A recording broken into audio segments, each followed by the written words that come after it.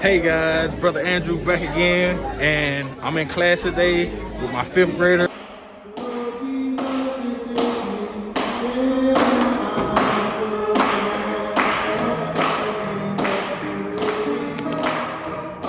And we was doing some engineering and coding, and we made some jitterbug robots. We got my man Steven right here.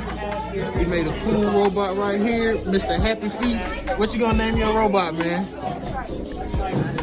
You don't know?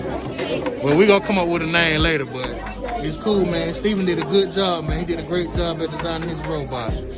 Hey, we got my guy over here, Colin.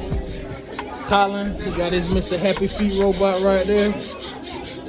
Did you have fun today? Yep, I did. You did?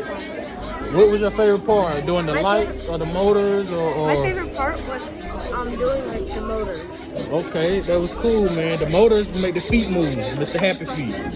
So we had a lot of fun today. This engineering project, the students really enjoyed and had a lot of interactive activities with it. And I suggest you try it with your class. Brother Andrew, out.